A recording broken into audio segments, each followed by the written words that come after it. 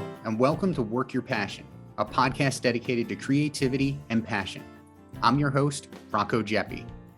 Well, here it is, episode number 1. I'm so excited to officially kick off this journey and bring you the amazing stories of so many great creatives.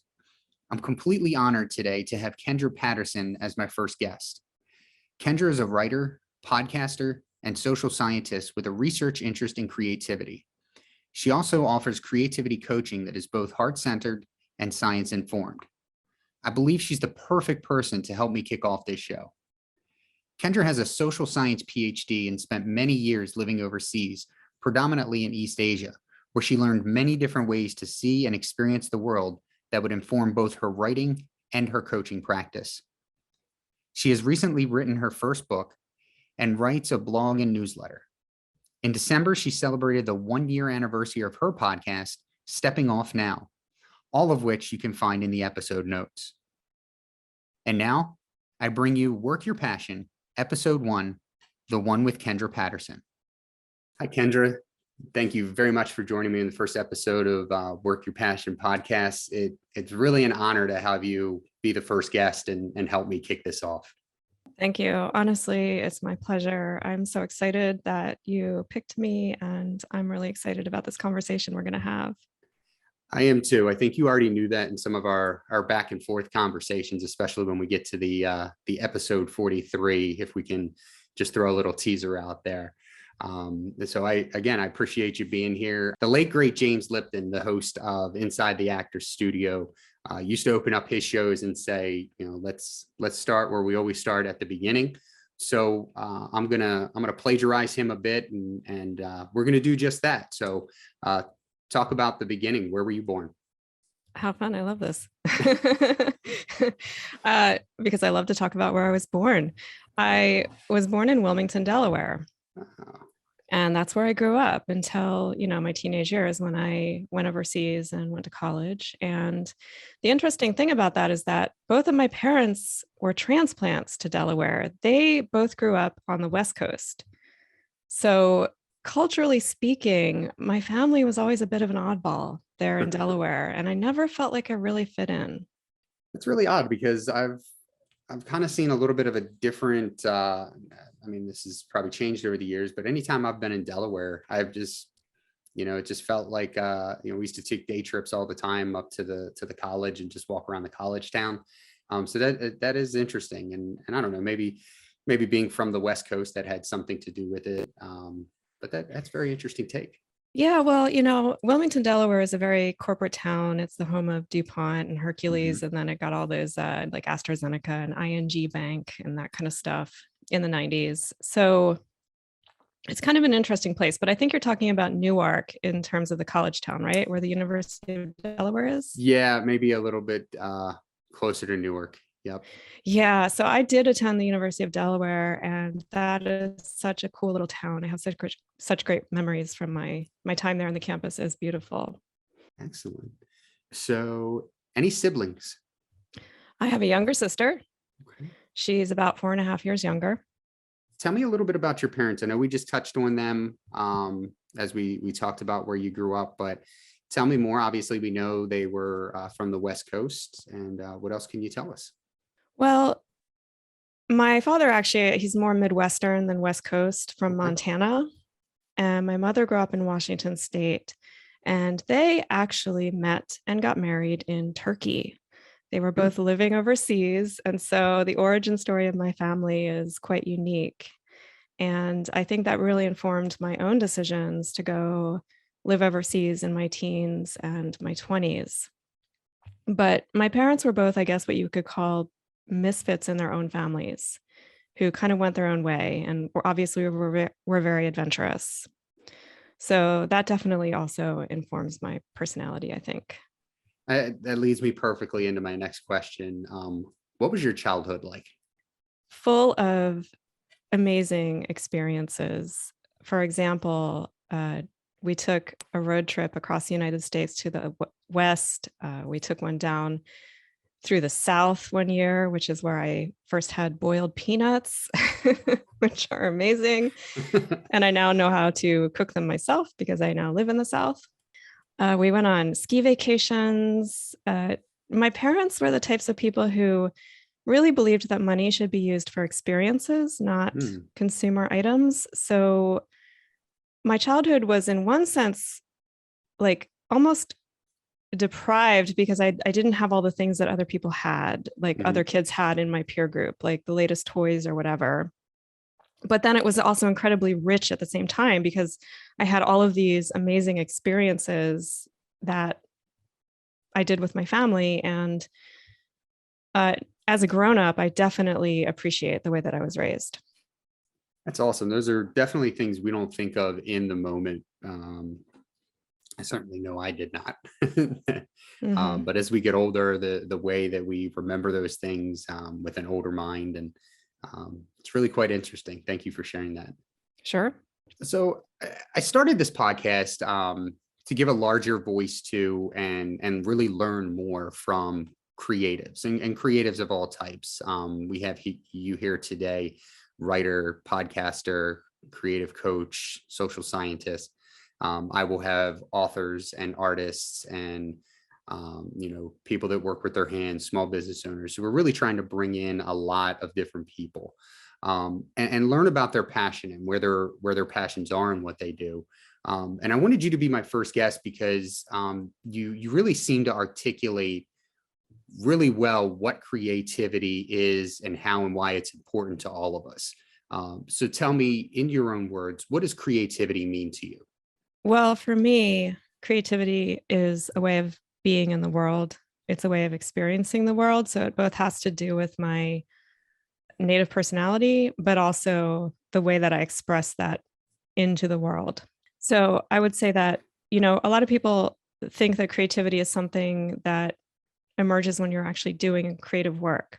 For me, creativity is a whole life phenomenon. It's pretty much about every moment of my life and how I am in the world. And then that translates into my creative work, which is predominantly writing. Explained in the intro, and then of course just mentioned a few moments ago that you're a writer, podcaster, social scientist, and you offer creative coaching. For the listeners that are meeting you for the first time, can you kind of explain all that you do and what comes with that? Sure. Well, I guess I can't really explain that without explaining where I come from, but I was an academic for a really long time and I got a PhD, but I experienced really severe burnout. And the problem really was that I was trying to live this conventional life. And while I was always doing my creative work, my writing on the side, it was like I was trying to split myself between being this creative person and living my life as a creative, and then trying to also be a conventional person and have success that way. That eventually led to burnout. And so I decided that I couldn't live that way anymore. And I wanted to just fully step into my identity as a creative and make creative work the predominant work of my life. And I started a blog where I talked a lot about my experiences with burnout, my experiences with creativity, what it looks like for me, how I feel about creativity. And that kind of morphed into my podcast. And all the while, I was also writing my fiction and working on a new novel. So those things were kind of happening in tandem. And that's what really led me to where I am now with a finished novel and a podcast and my blog. And that's that's the work of my life right now. I do freelance work to make money, but I do as little of that as possible, like as much as I need to actually support my life. And then I spend most of my time on my creative work. It's really interesting when you talk to different people and that have multiple areas of expertise or creativity, or however you want to call it. And the interesting part to me is how that all kind of snowballs. Like, someone's a writer, a blogger, a podcaster, and to hear the story about how that all kind of happens and how it's all connected in one way, shape, or form is really kind of fascinating. Yeah. And I would say that at this time in my life, it sort of does feel like everything has come together. Whereas before I was living a life that felt fairly fragmented. And I think that's what I mean when I say, for me, creativity is a way of being in the world. It's a way of integrating everything of my life, my experiences, my history, my present into one way of living that promotes and enhances my creative expression in the world. And I consider my blogging, my podcasting, and my fiction all to be part of my creative expression. And all of that stuff feeds each other. It feels less forced too when you're able to do that. Yeah. I mean, I would say that one of the major aspects of living this way is not forcing things. I almost never force things. And it's a very intuitive way of living. It's rather than living conceptually where you get this idea of like where you're headed and then you make steps to get there. Living intuitively or experimentally is more about kind of putting things together in an incremental way that builds on itself. So the way that you figure out what you want to do next is based on how you feel in an embodied sense, an intuitive sense, rather than what you think is the right way or the right decision to make. That's a really great way to look at it because, we hear that. We've probably heard that a lot over the last 18 months or so because of this pandemic, with a lot of people re-examining their lives and how they're living their lives. But you're right on with that. I totally agree. You made mention of your PhD in social sciences and spending many years overseas, mostly in East Asia. How did that teach you to see and experience this world differently? Oh my goodness. I mean, honestly, nothing will help you learn to see things from different perspectives and in different ways than spending a significant amount of time living in another culture, and preferably one where you're even learning a different language, because different languages influence us to think and see things in different ways and our subjective experience of the world. I would say that living in East Asia, because the cultures are so different, I learned a lot about Eastern thought. I studied like traditional Chinese medicine. I studied Zen Buddhism. And I think what influenced me the most actually was Taoism, which I studied in China. And Taoism is very much about living life in an intuitive way rather than an analytical way. It's sort of like this idea of going with the flow, being with the flow. And to me, it's very compatible with creativity and living a creative life. So I think that really changed the way that I saw things. And looking back, I can see that those were sort of the seeds of me finding myself as a creative, but it would take another couple decades for me to really fully blossom into that role of being a creative. You talked about burnout, and your burnout specifically in your website, blogs, and your podcast. Is that story something you would mind sharing with us today? Absolutely. So I experienced what I refer to as an existential burnout. I think there are a couple different kinds of burnouts. And the one I experienced was I kind of had this dark night of the soul where I questioned everything about my life to the point where I was like, do I even want to have a life? What is the point of this? And I mean, in a way, you could almost look at it as sort of like a sort of early-ish midlife crisis that I went through, where I came to a point where I was just so depressed, but more so I was just like, I felt disassociated from myself and who I really was. It was like I had totally lost myself and I had no motivation to do anything. So these are all like symptoms of burnout. I had to make a change, and I knew it couldn't just be like a holiday. It would have to be an entire life change because I could envision my future unfolding before me, and I didn't want to live it. I didn't want to live my life the way it was going. I knew that I had to make a really whole life change. So that was my experience of burnout. And it took me several years to really recover and get to a point where I could see the next steps. I mean, I think that's the hardest part of burnout as I experienced it, was that I really had no idea what kind of changes I could make. It was almost like I couldn't see a future for myself. During that time, we all need somebody at some point in our lives. And were there people, multiple that were there for you during that transition for you that really helped you get to the next level of your life? Yes. In particular, my partner at the time helped me immensely. And I feel a deep sense of gratitude for his patience, for his constant loving support. I was very, very lucky to have someone like that in my life. That's awesome. We don't all, when we go through, I mean, anything in life, not just something as large as what you went through. We don't always have that person, and it is. I know I'm very lucky to have my special lady friend in my life, and so I can definitely empathize with that.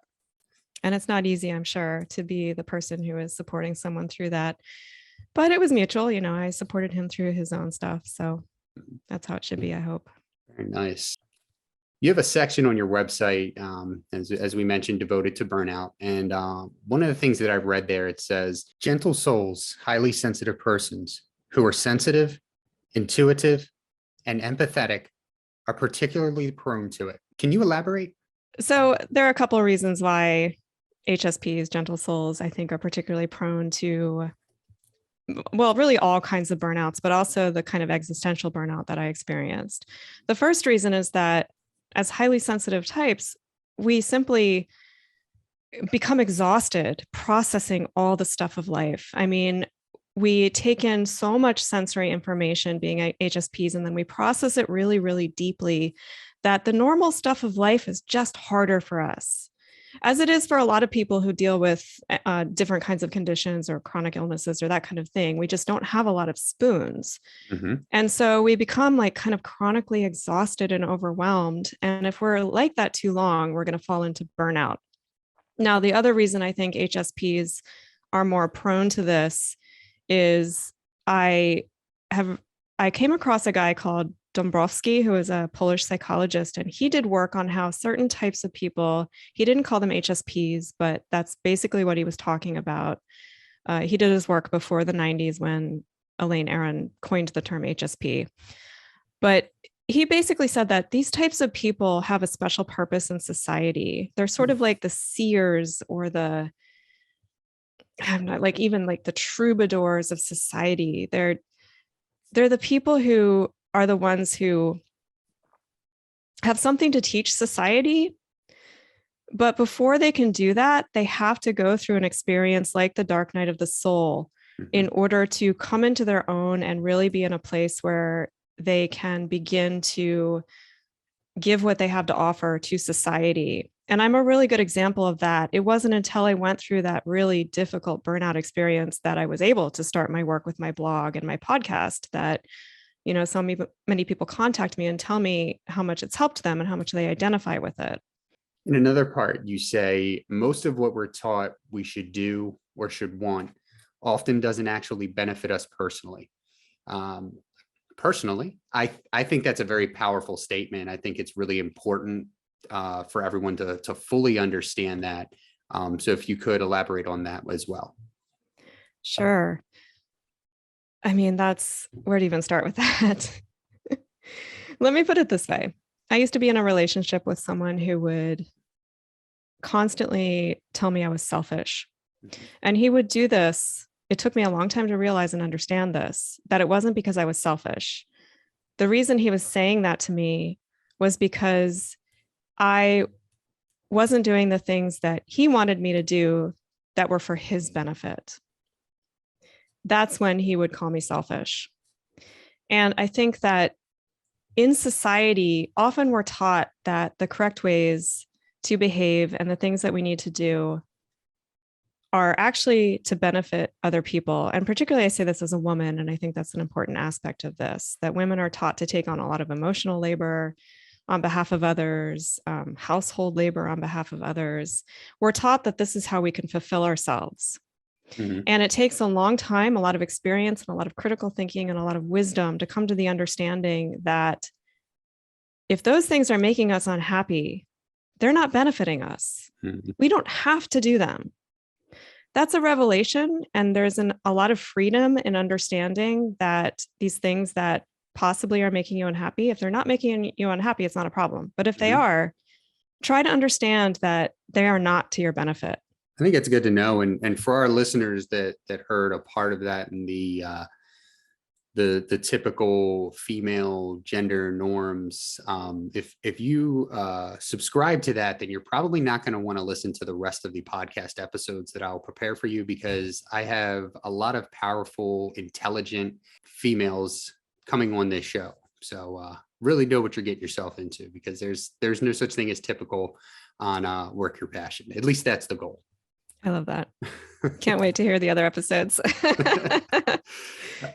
You personally, where does your creativity come from? Even before the blogs and podcasts and the research and coaching that you've done, what put you on this creative path that you're currently on? I think it was inborn in me. I've always been this way all my life. I want to stress, though, that I think everyone is creative. It's a cognitive process. So this isn't something like some people are, quote, special and they're creative or anything like that. However, I do think that certain people are more inclined towards creativity. It just feels good to them. And so from childhood, they're attracted to creative stuff. They tend to think fairly creatively. And that's just always been the case for me. And I've always been a writer since I was a kid. You know, I was a born writer for sure. I've always been linguistically inclined, and that was just natural. And I was fortunate to have parents and early schooling at a Montessori school where creativity was taught and encouraged. Excellent. Yeah, I bet you learned a lot of different words and vocabulary going on Western and Southern road trips as a child. Certainly, I did. And just meeting a lot of different kinds of people and cultures, and even different landscapes, learning about different ecosystems, just fascinating. Yeah, no, unfortunately, I didn't see Red Rock until I was in my late 30s, but I could imagine seeing that as a child and just being in awe of that area. Yes. Yeah. I mean, thinking of the West, actually, my favorite area of the West was the Southwest.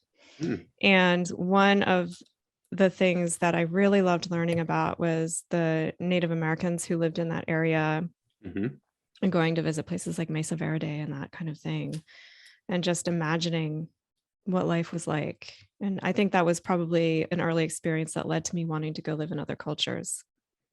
Very interesting. Thank you for sharing that. What motivates you both in life and in business? Right now, what motivates me is I want to be happy. I spent a lot of years not feeling happy in my life. I'm one of those people who was not blessed with copious amounts of happiness. I've always struggled with mental health issues, depression, anxiety.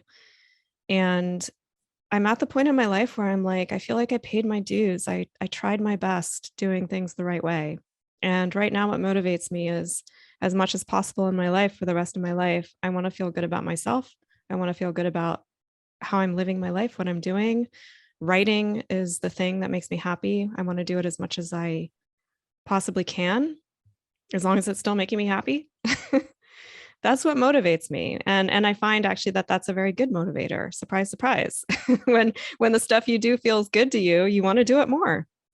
Absolutely. I can't wait for, I'm sitting here, and whether it's folks I know in my personal life or folks I know from Twitter and other social media, some of the things that you just described there, I'm just thinking these names are popping off. Man, I can't wait until they see this episode. It's going to be so helpful for them.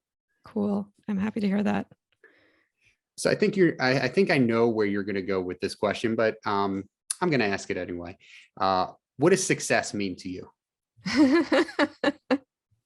Yeah, you definitely know where this is going. I mean, pretty much I just described it. But let me put it like, it might be more interesting to answer this in terms of what success is not for me.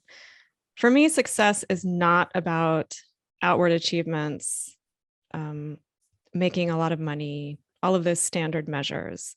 For me, success is an internal feeling of living my best life, being fulfilled creatively, satisfying that creative urge. That's success for me. Is failure necessary for success? Good question. Yes.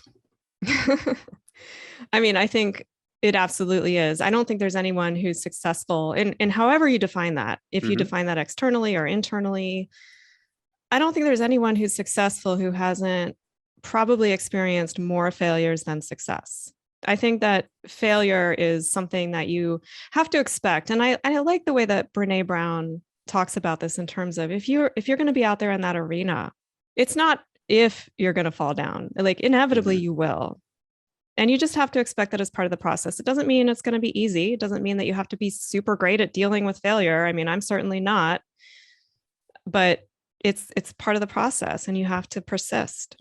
Yeah, I often think about when I see questions like this, and I'm going to preface this by saying not everyone, but some of the younger generations, and some of them that I've come in contact with both professionally and personally.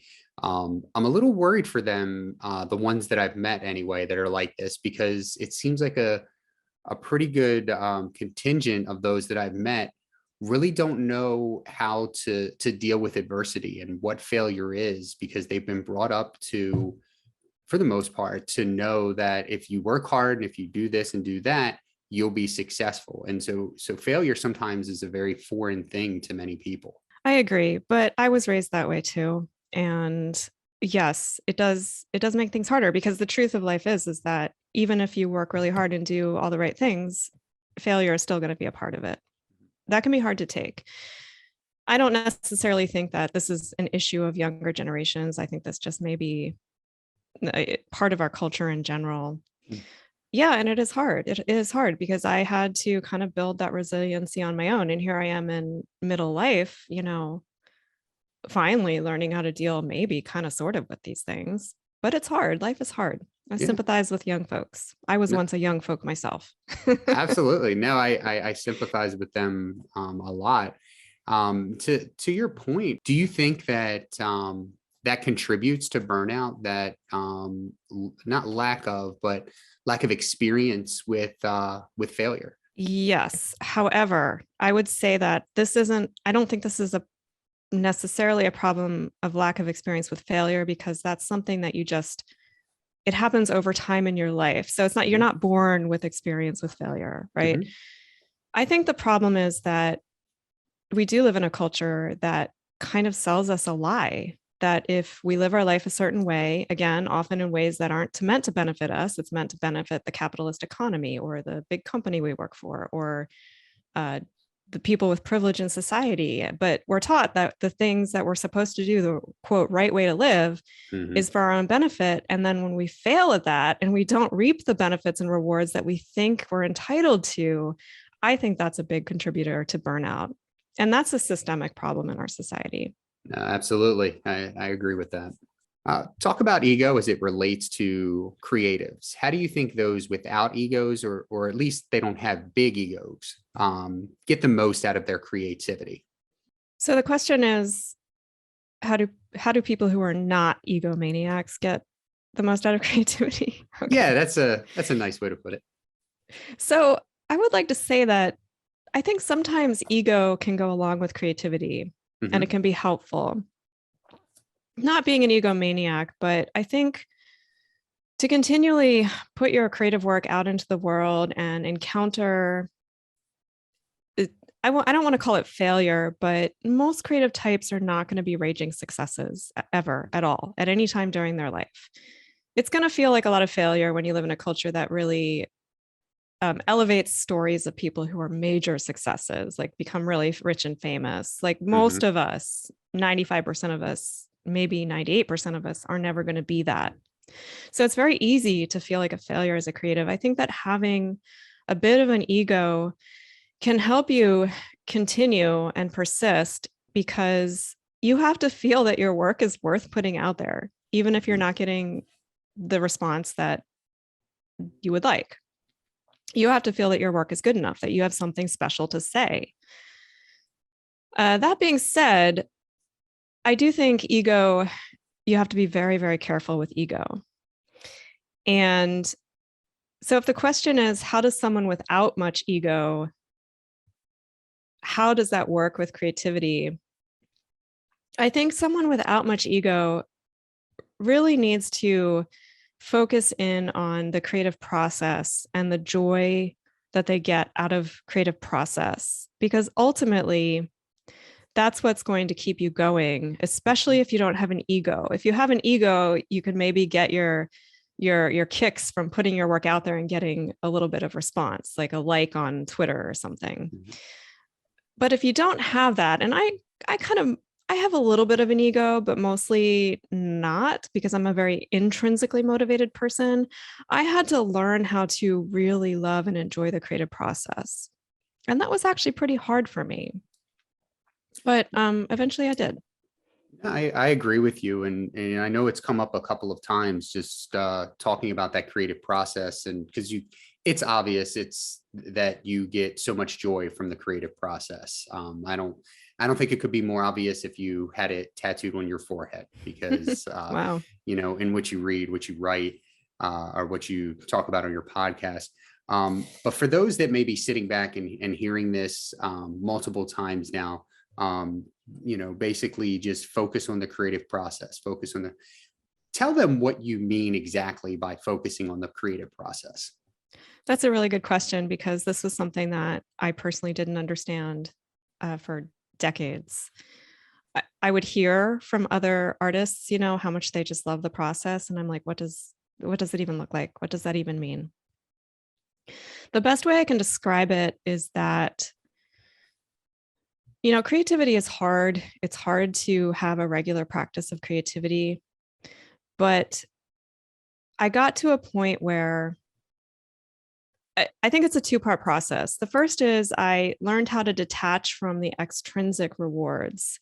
So those for a writer would be like publication. So I went through this years-long process where I basically decided I wasn't going to pursue publication at all, because I wanted to learn how to love my process. I wanted to learn how to write for the joy of writing. And what that feels like to me is, it's hard to explain. It just feels like I'm living my best life. Like, it is a whole life thing. It's not just that I sit down and know it feels good to write, because sometimes it does and sometimes it doesn't. It's not just about how it feels in the moment. It's about this feeling of just being my full self in the world, and finally self-actualizing, I guess is what I would describe it as. And I find that through the creative process and the life that I built around my creative process. I think that that's explained really well. And I think it's something that a lot of people, to sound cliche, but especially now, need to pay attention to, in that, whatever it is, it doesn't have to be, doing a podcast or writing. It could be something and I think I heard something very similar to this on one of your podcasts. It could be something as simple as doing the dishes. If you really enjoy doing the dishes and you have a creative process that goes along with your dishwashing, then enjoy that to the fullest. If that makes you happy, enjoy it and go with that and run with that.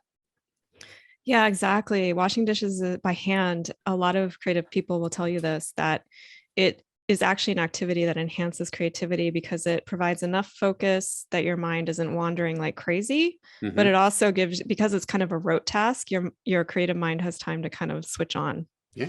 Kind of like taking a shower. Yes. And not to mention that you have to be ultra focused, because if you drop one more thing in the sink and break it, your wife is going to have your head. That's a good point. I had an enamel sink for a while, and yikes, Oh man.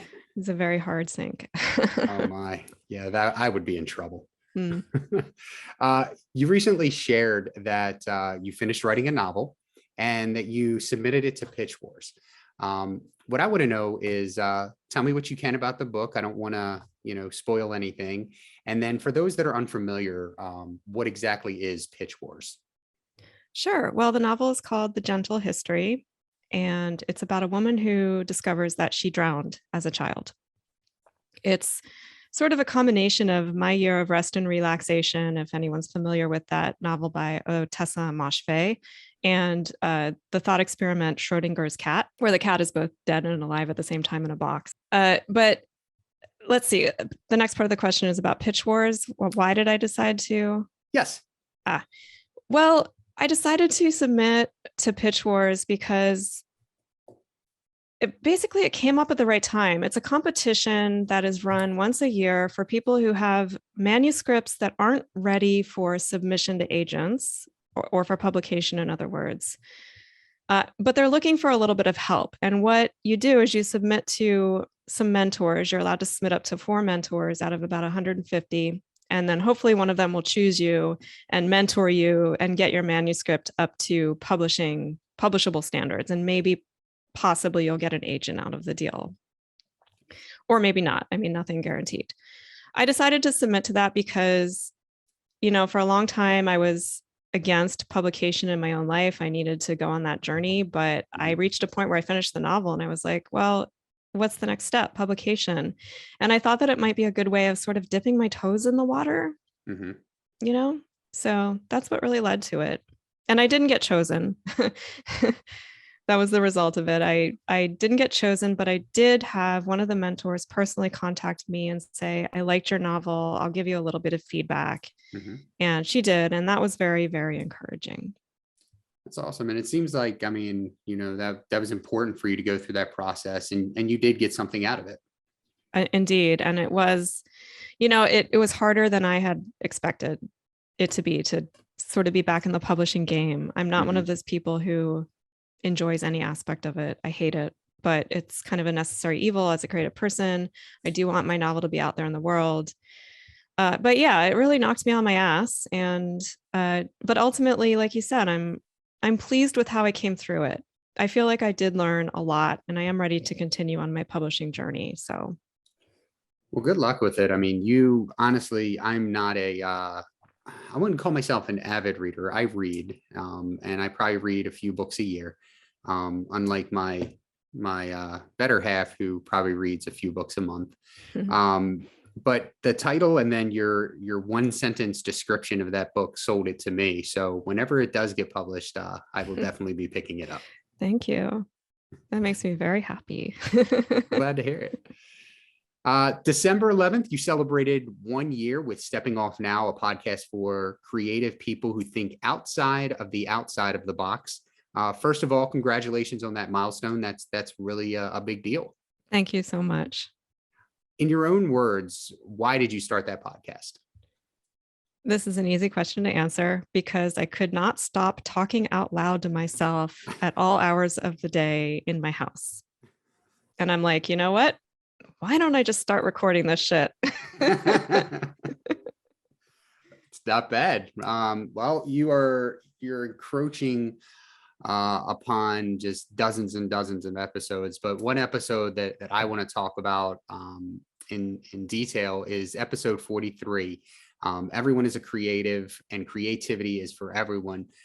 By far, this is my favorite episode. And I think I told you before, I've watched it 2.5 times. And the only reason I didn't watch it a third time is because my cat Matilda decided that's when she wanted to be all around my laptop and getting in the way. So didn't get through the third time. So I want to go through some quotes because there was a lot of very, to me, important information, not just for this podcast. I mean, it made this episode a lot easier to write, but just in general for creatives and passionate folks out there to know. The first quote is, when we label certain people as highly creative individuals, we're really talking about the way that they live their lives and feelings about that. I used to consider myself averagely creative. Now I consider myself very creative. What's changed? Nothing has changed about my essential self. What's changed is that I made a decision to prioritize my creativity.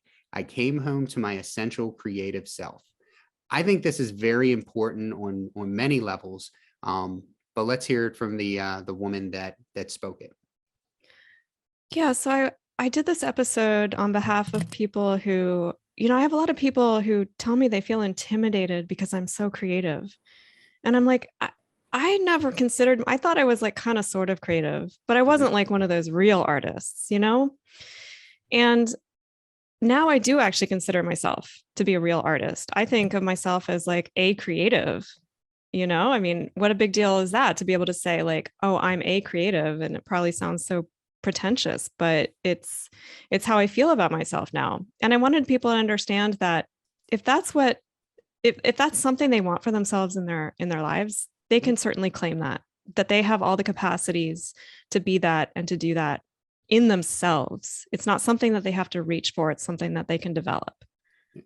And it has to come at your own time too. I for the first 2+ years I was on Twitter, for example, you see in the profiles all the time, content creator, creative, something along those lines. And I remember thinking, like, what do they mean? Like, what do you mean they're creative? Like, how are they creative?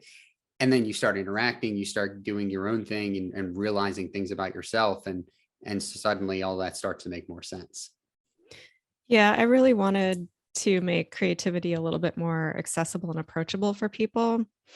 I think that's one thing that I'm hoping to continue to do with my podcast, because I kind of understand what you mean. Before I decided in this phase of my life that I'm going to step into this role of being a creative and see myself that way, I also didn't really understand creativity, which sounds so weird to say, but I was like, what is like, I think it's because we don't understand creativity in our culture. This is a problem with how we conceptualize it.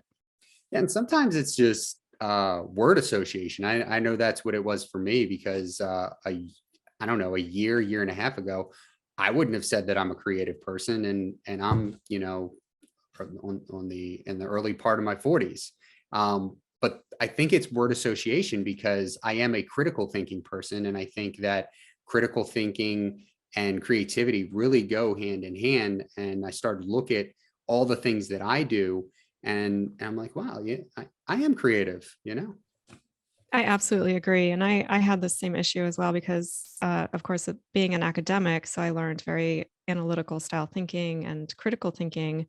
And for a long time, I couldn't figure out how to combine that side of myself with my creative side. Mm-hmm. And like you said before, it kind of all came together in the work that I'm doing now. Another one of my favorite quotes from that episode, and folks, I'll try not to keep you too long. I didn't quote the entire episode here, but you said, part of my work is helping people come home to their essential creative selves and finding the self-confidence and courage to see themselves as highly creative individuals who have the right to spend time on their creative projects. And I think this is kind of what we've been talking about a lot through this episode.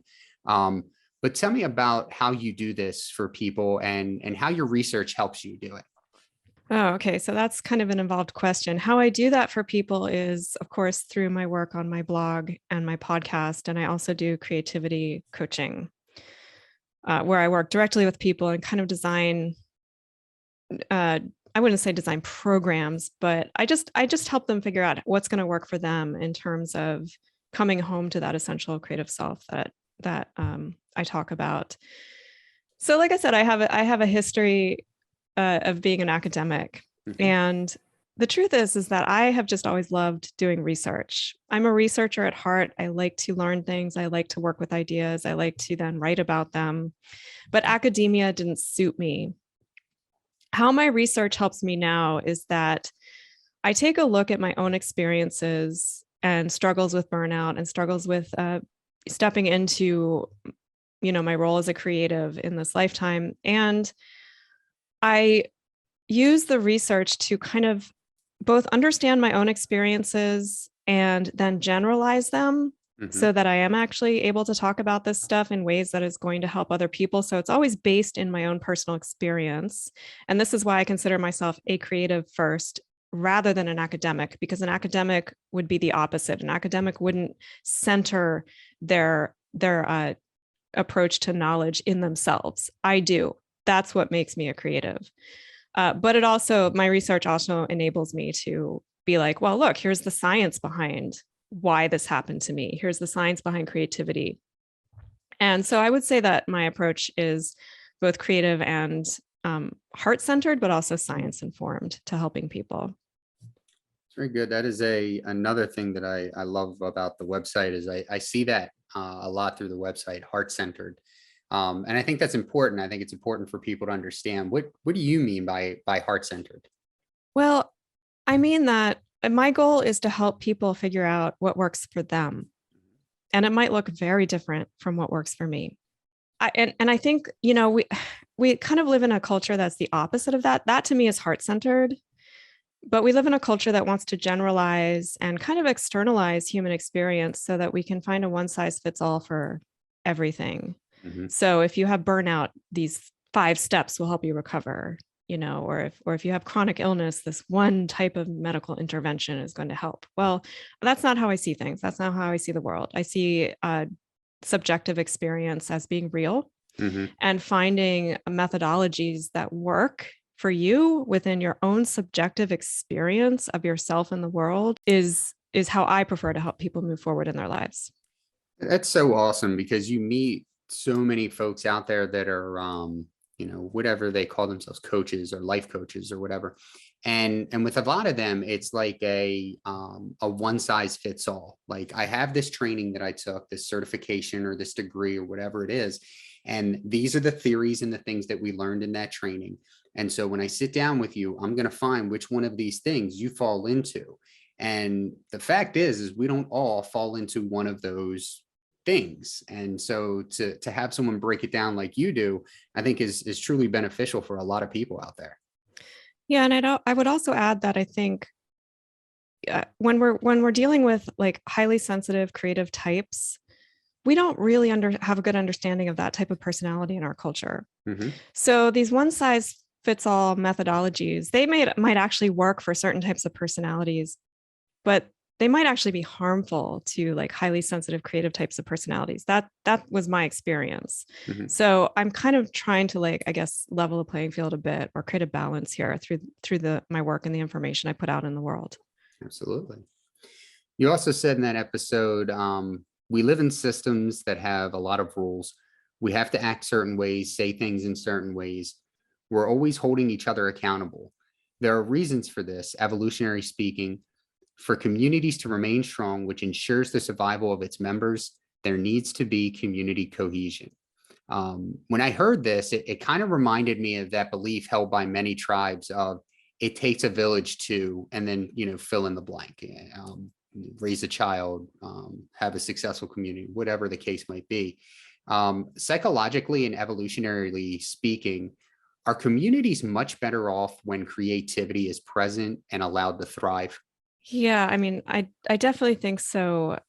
This kind of balance between community and individual is a really complex question, because I think that some people really thrive and benefit from being part of cohesive communities where there is a sort of internal policing to the community group in terms of behaviors of community members. But certain types of people are rebels. They're just born rebels, and highly creative individuals. I know I'm using the term highly creative, but we've already, you know what I mean when I say that. They are the types of people who don't do well in that type of environment. And they're the types of people who can really suffer from the types of policing that communities tend to do on their members. The final quote that I'll share from that episode is my favorite quote. Creativity is ultimately about exploring ourselves in the world through the creative process and through the perspective and empathy that creativity and imagination can give us. I love it. Empathy, creativity, imagination. I really feel like that's a powerful trio. Can you elaborate on that one for me a little bit? Yeah, absolutely. So for me, an essential component of creativity is the ability to see things from different perspectives. And this is partly what creative people do, is they pull together like sort of disparate information from different sources in order to create new understandings or new products, something new, a new way of seeing things or being in the world. And so that's the link between creativity and empathy. Imagination is just, I think, probably the glue that holds it all together. This is what allows us to visualize what doesn't exist yet. It's a really good way to put it. And I think about, certain animated movies and different movies and things. And you just, the creativity and imagination that goes into some of that stuff to come up with it, you just, there has to be a form of two, if not all three of those things. Yeah, exactly. And it can seem magic when you see it all come together. You're like, how did this person do this? But I'll look at my own work and I'll be like, how did I come up with this? It's just, there's some kind of alchemy. It's a good word. I like that word. So I want to switch gears just a little bit. We'll go from second to third gear, nothing too big, and talk about introverts. I'm an extrovert, and I forget exactly where on the spectrum I've taken the personality tests. I won't mention names because they're not a sponsor, so we'll have to wait for that maybe in the future. But I'm an extrovert. However, as I was developing this podcast over the last 8 to 12 months, one of the things that I noticed personally is that whether it's social media like TikTok and Instagram, to name a couple, different marketing and automation services that are designed to help creatives, more and more of those are geared toward extroverts. And it seems like introverts are being very underserved in our society as far as those things are concerned. Do you believe the same thing? Absolutely, 100%. I really struggle because I'm a very extreme introvert, and I just can't do social media the way that an extrovert can. I need to take long breaks. I can't be consistent. But it doesn't surprise me that these new medias benefit extroverts, because in American society, at least, the extrovert personality is the privileged personality. So systemically speaking, they're the ones who are going to have benefits accrue to them. I want to get a little bit more specific. Someone that I know that is a really good friend of mine, but people along these lines too.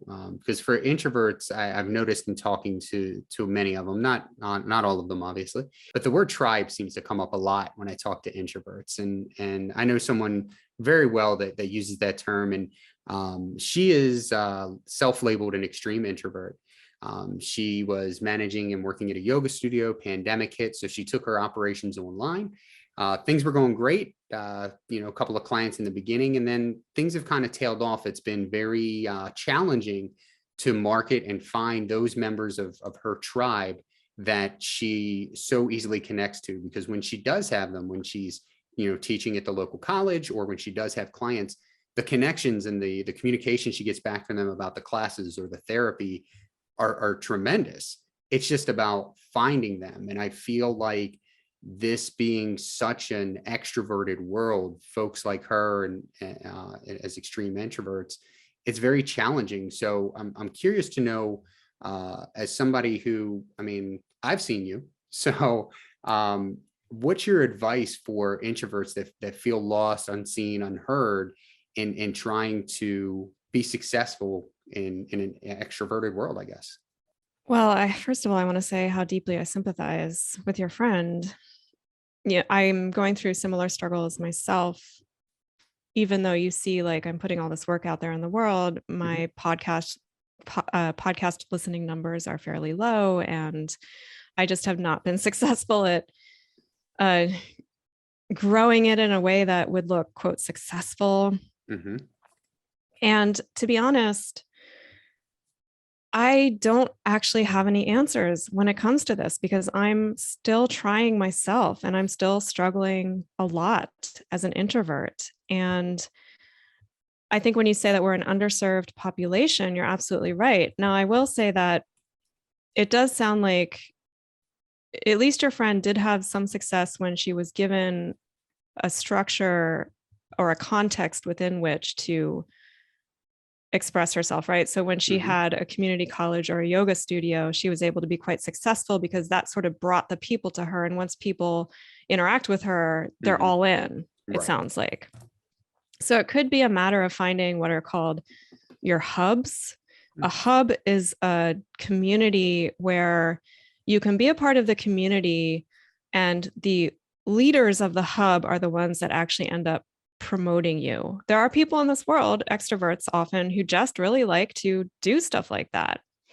And so an example of a hub in your friend's case would be the yoga studio, where someone else, I'm assuming, maybe opened the yoga studio, or is that the case? Like, and then she was working there? Or was it her own yoga studio? No, she was managing it. And then the pandemic forced just everything to go online, and she formed her own online business. Right. So the yoga studio is a really great example of a hub. Someone else opened the yoga studio and then gave her the opportunity of managing it. Another kind of hub is I'm part of an online community called the Happy Startup School, where they really like my work and they promote me within that community. So that's one way that introverts can really look at it, as in, find that hub, I guess what you are referring to as a tribe, and then kind of let other people do the promoting work for you. Really good advice. It makes you look at it differently, when you have such good friends that are introverts and you're an extrovert, and like I've done things in my day job that I'm doing videos and different things that I'm like, yeah, I'll put myself out there, I don't care, nobody wants to see my face anyway. But then to really think about and understand what introverts go through with that same process, and how and that's why I use the word underserved, and because there are really a lot of parts of our society that rewards the wrong things. And I would love to continue to bring, just even if it's just a little bit of airtime for our introverts to help them out. So thank you for sharing that. Oh, you're welcome. And I think this is a great thing that you're doing. I really appreciate it, especially you being an extrovert. It means a lot to have an ally. Definitely. That is, I like that word. I'm going to use that in the future. In your research, do you find more creative introverts than extroverts? Is it about the same? Is it less? Am I asking about something that really doesn't matter? I mean, this is a really good question. And I don't actually know because I haven't specifically done research on this, but my intuition tells me that creativity isn't really about introversion or extroversion. I do think that there are a lot of creative arts that extroverts thrive in, and there are some that introverts are more inclined towards. I will say, though, that introverts perhaps find more space and time for creative work because they simply like they need to be alone and they tend to enjoy it. So as a writer, I don't know if like being an extrovert, that probably would take a lot of time away from my creative work as a writer. Do you think introverts are more private? And if so, how do they do business without sharing too much about themselves? Because, and what I mean by that question is that there are sites and businesses that, you go to the about section and you will know everything about that person before you even purchase a product from them. My interactions with many introverts is that they have been very private people. Is that something you see as well? And if so, how do they do business without sharing too much? I'm not sure that I would necessarily link the desire, like being a private person, with introversion. I think extroverts can often be very private and then sort of distract people from their private concerns through being really extroverted. So I don't think it's necessarily correlated, but I would say that like I'm not a person who is overly private. You've probably noticed I will pretty much talk about anything and everything. And I share a lot of myself. Which is very beneficial for a podcast. Right. I think though, so if you are a type of person who is very private about yourself, though, I would say that the type of podcast I do is probably not going to be the best for you. I do a solo podcast mainly. You probably want to do interviews more so, or maybe have a co-host or do like that kind of podcast. I don't think that. So here's the thing. People do want to know about you. They do want to feel that resonant connection with you. So you're going to have to share something, but you should never, ever, ever share anything that makes you feel uncomfortable to share. It's a great way to put it. Yeah. So you have to figure out, like, what are you willing to share? All of us are willing to share something. Even the most private person, they probably have things about themselves they're willing to share. Just find that thing and share it. And people will resonate with it. Absolutely. Coming down the home stretch, there's a quote here by Joseph Campbell that goes, if you can see your path laid out in front of you step by step, it's not your path. Your own path, you make it. With every step you take, that's why it's your path. Do you agree with Professor Campbell? I mean, I certainly agree. As an experimental type of person, that's exactly how I live my life. And I've always been a huge fan of Joseph Campbell's ever since I discovered him in my teens. Yes, I absolutely agree. That is one way to live. I don't think it's the only way to live. Sure. I want to be clear. Some people, conceptual types, enjoy knowing where they're going and making explicit steps to get there. But I think it's important to understand that if you're not that type of person, it's okay to just be able to see a little, like the headlights of a car at night, just a little bit ahead of yourself, and that be enough. And it's a very exciting, but also can be a very scary way to live, but it's very, very rewarding. What advice do you have for listeners that are creative, however, are struggling to take that leap and do more with their passion? Well, everyone's different and everyone's kind of in a different phase when it comes to this type of stuff, right? But I would say that the primary thing that holds most people back is that, well, I would say two things. The first thing is a lot of times we're so overwhelmed by the stuff of life that we really just don't have the energy for our creativity. We don't have the heart for it because we're exhausted. You really do need to find a way to make some space in your life. And a lot of times that means cutting stuff out. And I would start with the stuff that makes you feel bad, and there might be consequences to that. And that's important to understand that by cutting certain things out of your life, certain obligations or whatever it is, there might be consequences. It's not supposed to be without consequences, but sometimes sacrifices need to be made for creativity. The other side of this is giving yourself permission to actually believe that you have something worthwhile in yourself that needs to be expressed into the world and that people are going to want to see it. Yeah, I think you're right. I think a lot of times we are our harshest critics, and it's difficult to get over that hump. Very, very. Final question for you. Tried to write this out as maybe the most easy question to give you, and hopefully it takes us there. Simply, what brings you the most joy and truly makes you happy? Is this the easiest question? Well, this changes over the course of life, and we're a similar age, so hopefully life is long and we go through many learnings and experiences in life. But what brings me happiness right now is finally being able to say, I'm living my creative best life. And I don't have that much traditional or conventional success to show for it. Sure, I put all this creative product out into the world, but I'm not a raging success. I'm not making very much money at all. But it feels so good to finally have given myself permission to live the kind of life that makes me happy. That's amazing to me.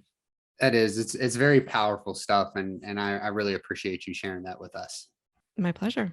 Kendra Patterson, thank you again for joining me here today. It's been an absolute pleasure to speak with you and hear your insights and your expertise. So thank you very much for helping me kick off the Work Your Passion podcast, and hope to talk to you again in the future. Well, you're welcome. And thank you so much for inviting me on. This has been, like I expected, a fantastic conversation. And I'm so excited for you with regards to this podcast. And I really can't wait to see how it develops over time. Thank you very much. I appreciate it.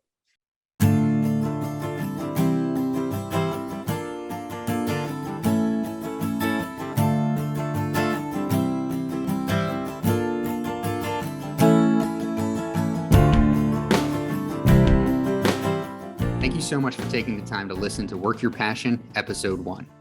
I know your time is valuable, and I'm honored that you dedicated a piece of it to my show. I hope you enjoyed hearing Kendra's insights as much as I did. To read her blog and sign up for her newsletter, visit KendraPatterson.com. Her podcast, Stepping Off Now, a podcast for creative and sensitive thinkers, can be found at steppingoffnow.com. Kendra is currently accepting clients for her creative coaching. That information is also on her website at kendrapatterson.com/coaching, or email her at patterskendra@gmail.com. That's PATTERS Kendra@gmail.com. To be the first to know about new episodes of the Work Your Passion podcast, sign up for the newsletter using the link in the show description. My newsletter will not only link you to new episodes, but I share a small amount of information before you listen to the interviews. It's also a great way to share with me your feedback. If you enjoyed this episode, please consider leaving a tip using the tip jar link. Proceeds will go to creating a better platform to share the stories of talented creators with things like upgraded software, tech equipment, and time. Thank you again for listening. I'm looking forward to continuing to share with you my passion, telling the stories of amazing people. So long and be well.